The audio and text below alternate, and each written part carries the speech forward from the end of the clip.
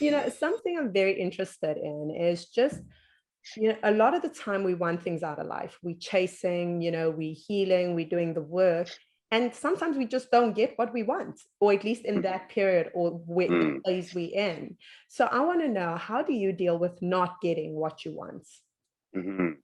So, in one of the questions that you had sent is what was one of the big life lessons that I've learned, and this is exactly, to that point is being an alpha driven male. I want to control everything. I want everything to go my way.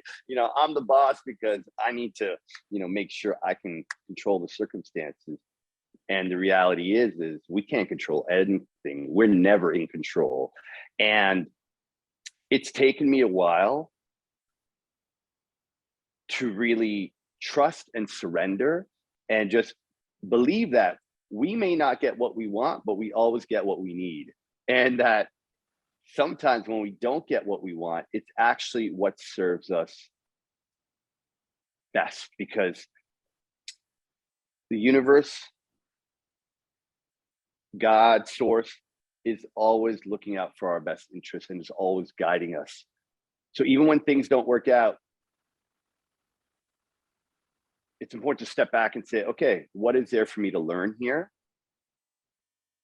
Am I trying to force this to happen? Or do I just need to surrender and trust in this moment? And, sometimes when you have to push too hard, you're pushing against a resistance that's in place to guide you.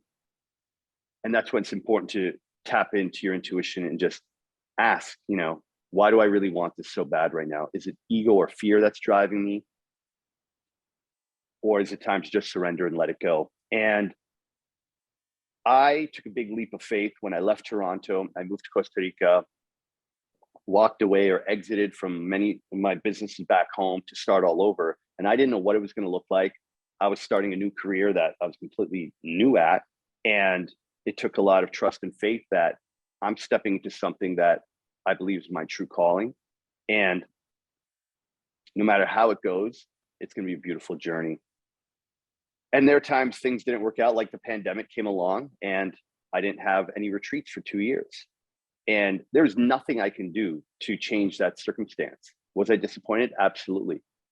But then I said, okay, well, if I'm not going to be hosting retreats for the next, 6 months or a year, how can I use this time? What opportunity can I create with this, global pause that will allow me to thrive during this time? And when we have an expectation, when we're attached to an outcome, when we think it's got to go this way, we're setting ourselves up for disappointment. We're setting ourselves up for suffering, because there is no guarantee that things are ever going to go the way they're supposed to. You can have an intention, you can have a vision, but to hold tight to a very specific goal or desired outcome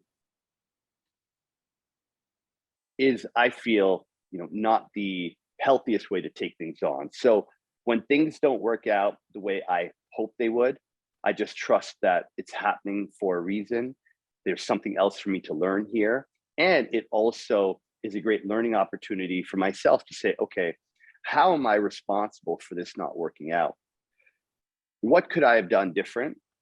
If there was anything for me to do different, what different choices could I have made that would have possibly created a different outcome?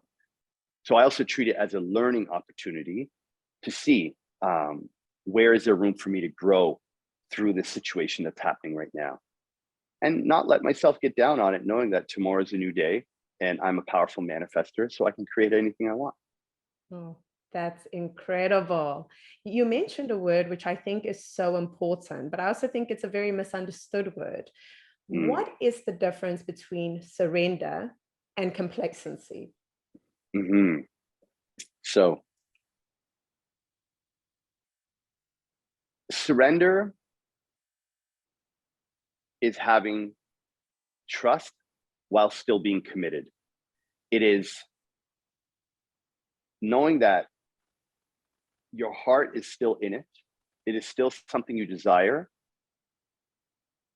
but you're not going to try to hold on to it too tight, because things can't grow when you hold on to something so tight. So it's about taking your hands off, still holding it within your heart, knowing that it's what you desire, it's something that you still want for your life, and it's trusting that it will come to you if it's meant to be.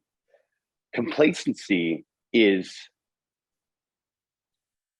when you really are lazy. It's something that you're interested in, but you're not really committed to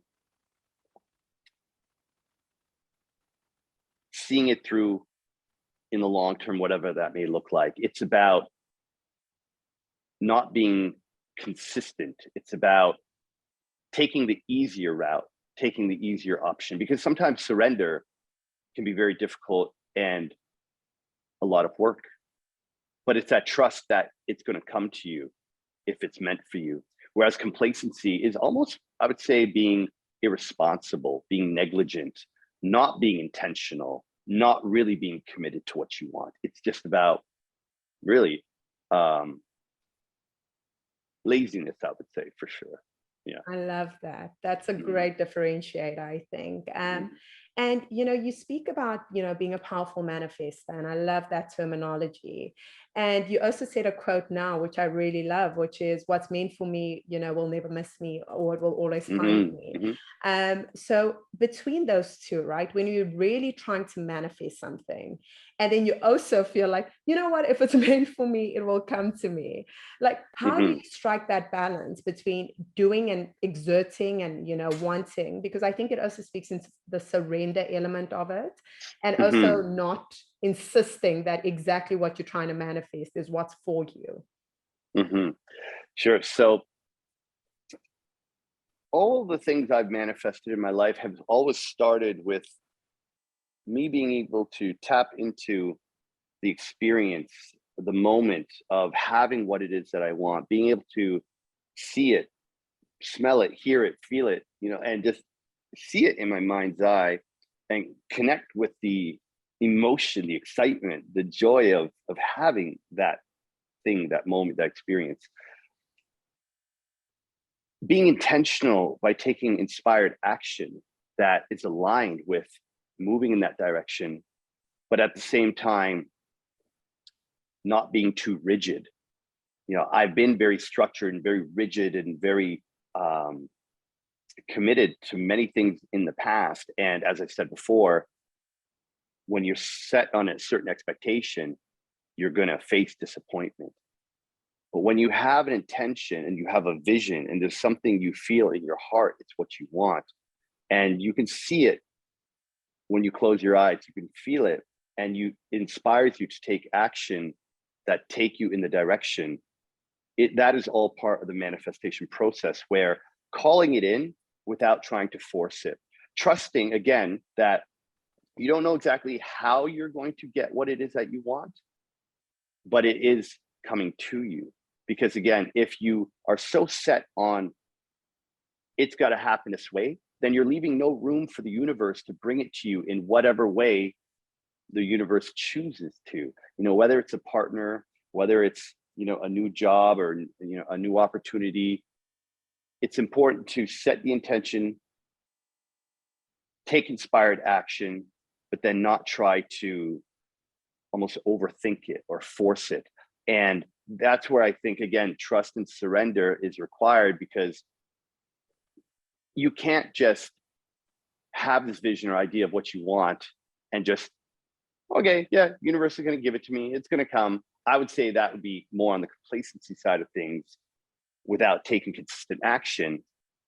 So it's really about finding that balance of taking inspired action that's going to move you in the direction, but not being set on it happening in one way, and trusting that the universe is going to bring it to you at the right time, in the best way possible, when you're ready. Because that's the other thing. Often there are things that we desire, whether it be a new relationship, new job opportunity, and we might want it so bad, but the truth is we're actually not ready for it. So sometimes it might take a couple of years, but we can't force it, because if we try to force it, we may receive what we want before we're ready, but then we're not able to actually hold it. We're not able to utilize whatever it is, benefit from it in its fullest capacity, because we weren't ready for it yet. Yeah. Oh, I love it. And it brings another quote to mind, which is, Mhm. a blessing given prematurely becomes a curse. So Ooh, I that, like that one. Yeah, I've never heard that one. That's yeah, good. I Yes, like sorry, I when I interrupted heard you it, there. I Yeah, was like, that's so good. yeah, Uh, absolutely. yeah. And so, there are certain things that, you require in order to create a life of your dreams, discipline being one of them. Are there any practices that you have to do every day that keep you in alignment with living your best Mm. life? Time alone, whether it be to meditate, to spend time in nature, to be off your phone, and just to listen to the inner guidance, to that voice that's always there, always speaking to us, but we don't always make time or turn the volume down of all the other noise going on to listen to that voice. And I speak from my own personal example of just living a life that was so busy, right away on my phone, emails, text message, Instagram, right into it within, the first 10 minutes of waking up, not giving myself the time and space to listen to the intuition, the ideas, the creativity that's there for us, especially in the morning. So with all my clients and even on my retreats, I would say the first half hour to an hour, stay off your phone, skip the coffee, take some time to journal, go for a walk in nature, listen to some high vibe music, meditate. There's so many different things you could do within that first 30 to 60 minutes of the day that will allow you to just connect with your higher self, connect with your intuition, just even just be in your body. How am I feeling today? Like what's going on in here? Before you turn on the phone, before you jump into the work, you know, dive deep into yourself. So that's what I highly recommend to people. Just give yourself, even if it's just 30 minutes, start with that, and check in with yourself before you get going on everything. And so, whether it be breath work, meditation, journaling, nature walk, these are all different things that I do to start my day. And I mix it up to keep it fresh, but that's a good place to start for sure.